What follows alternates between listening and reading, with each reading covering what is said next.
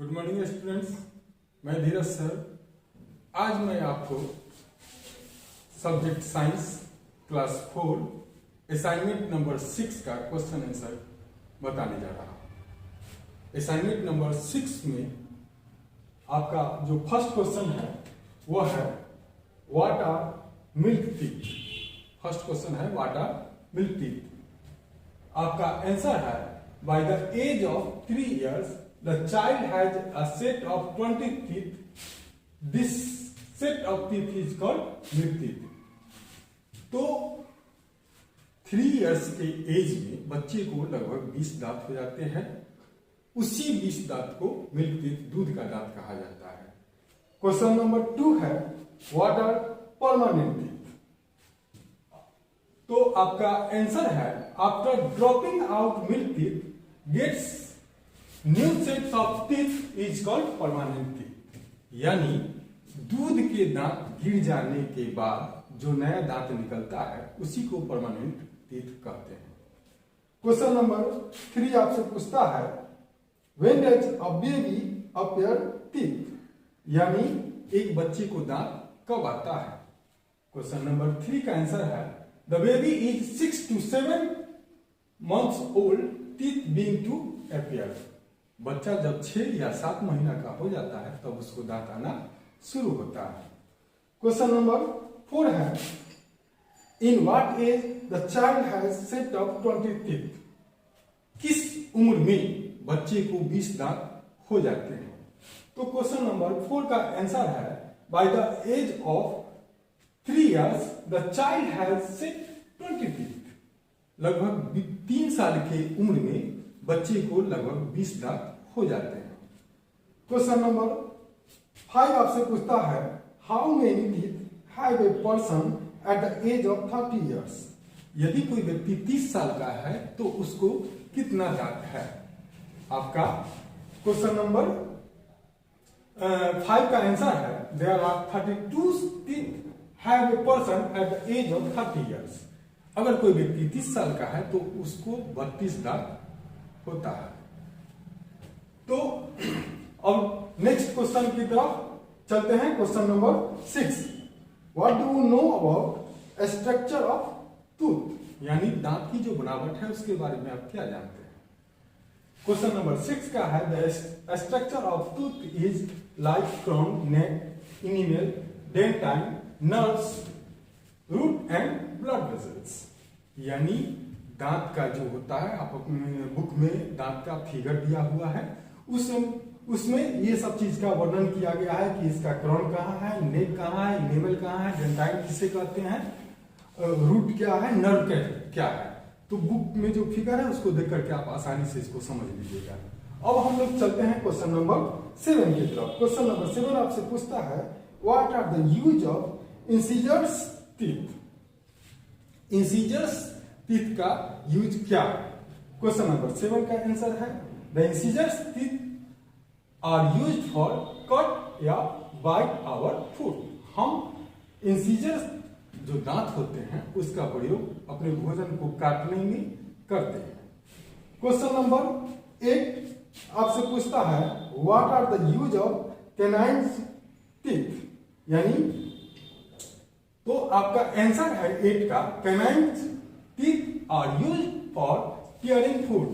Canines teeth का use हम लोग भोजन को फाड़ने में करते हैं। अब आते हैं क्वेश्चन नंबर 9 के तरफ। क्वेश्चन नंबर 9 आपसे पूछता है what are the use of premolars teeth. Premolars teeth का यूज क्या है। क्वेश्चन नंबर 9 का आंसर है premolars teeth are used for cracking food. Premolars जो दांत होते हैं उसका प्रयोग हम भोजन को तोड़ने में करते हैं। अब आते हैं क्वेश्चन नंबर 10 की तरफ। इसमें पूछता है what are the use of molars teeth. यानी मोलर्स टीथ का यूज क्या है। क्वेश्चन नंबर 10 का आपका आंसर है molars teeth are used for grading the food. Molars teeth का प्रयोग हम लोग भोजन को पीसने में करते हैं। अब आते हैं क्वेश्चन नंबर 11 की तरफ। इसमें पूछता है what are the main part of teeth, माने दांत का मुख्य भाग क्या है। आपका आंसर है dentine is the main part of teeth. Teeth का जो मेन भाग होता है वो डेंटाइन होता है। अब आते हैं क्वेश्चन नंबर 12 की तरफ। क्वेश्चन नंबर 12 आपसे पूछता है what happen when bites of bites of food get stuck between the teeth, यानी क्या होता है जब भोजन का कोई दाना हमारे दांत के बीच में घुस जाता है या फंस जाता है। तो क्वेश्चन नंबर 12 का आंसर है when bites of food get stuck between the teeth slowly they make cavities। जब कोई या कुछ जब हम लोग ऐसा कुछ खाते हैं जो हमारे दांत के बीच में घुस जाता है और वो नहीं निकलता है, तो वो धीरे धीरे क्या करता है, वहां सड़न पैदा करता है और बाद में क्या हो सकता है, दांत डिस्ट्रॉय, बर्बाद हो सकता है। अब आते हैं क्वेश्चन नंबर 13 की तरफ। क्वेश्चन नंबर 13 आपसे पूछता है what is difference between milk teeth and. Question number 13 फिर से पढ़ते हैं, इसको अच्छा से सुनिए। क्वेश्चन नंबर 13 आपसे पूछ रहा है what is difference between milk teeth and permanent teeth, यानी मिल्क टीथ में और परमानेंट टीथ में क्या अंतर है। क्वेश्चन नंबर 13 का आंसर है milk teeth being to appear 6 to 7 months, milk teeth being to appear 6 to 7 months age and permanent teeth being to appear 6 years age, यानी दूध का जो दांत होता है वो 6 से 7 महीना में जन्मना शुरू करता है, मतलब होना शुरू हो जाता है। और परमानेंट टीथ जो है जब मिल्क टीथ हट जाता है तो 6 या 7 साल के एज में परमानेंट टीथ होना शुरू हो जाता है।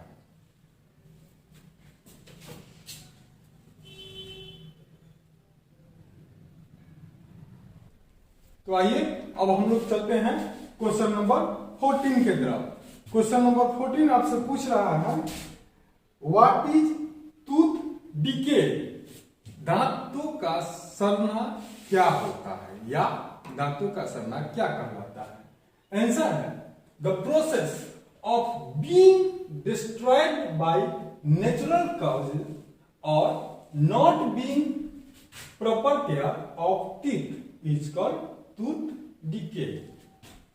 कोई प्राकृतिक कारण से हो या यदि अगर हम अपने दांतों पर सही से ध्यान नहीं दें तो यही कारण होता है दांतों का सड़ने का। अब हम चलते हैं क्वेश्चन नंबर 15 की तरफ।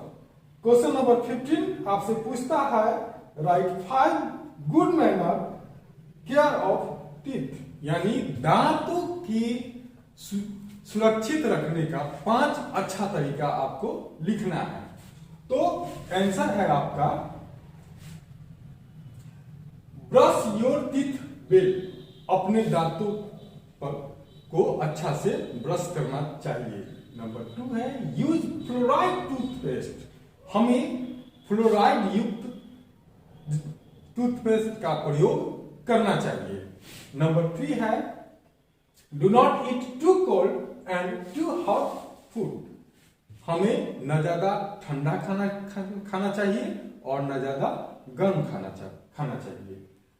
Visit your dentist if there is a problem, अगर कोई दांत में परेशानी हो जाए तो दांतों के डॉक्टर से सलाह लेना चाहिए। तो इस तरह से आपका क्वेश्चन समाप्त होता है। अब बी नंबर में है आपका फिल इन द ब्लैंक्स। तो फिल इन द ब्लैंक्स में हम केवल यहां आंसर दिए हैं। ये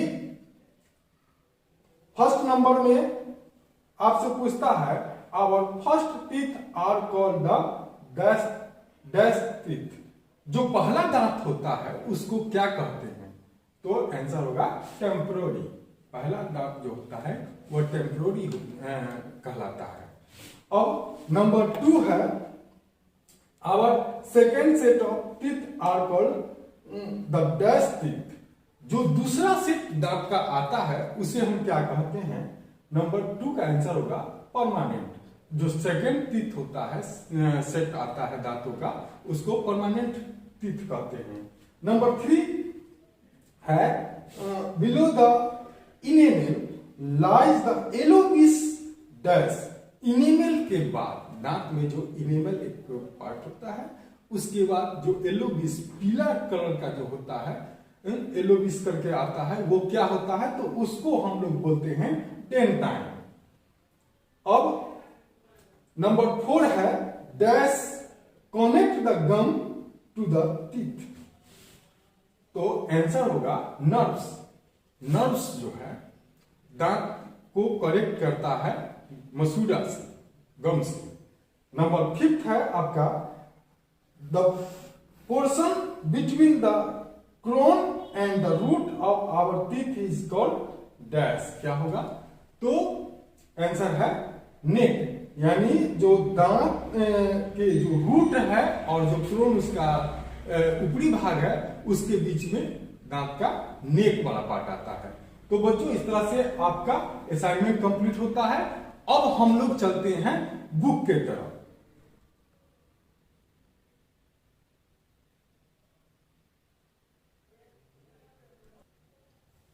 तो आइए अब हम लोग चलते हैं बुक के तरफ। तो आप पेज नंबर 47 निकालिए। इसमें है फर्स्ट नंबर ए में आपका है टिक द करेक्ट ऑप्शन। जैसे 1 में दिया है dash teeth are used for beating and cutting the food. तो कौन सा दांत जो है काटने के लिए यूज होता है? आंसर होगा इसका सी, इंसीजर्स, इंसीजर।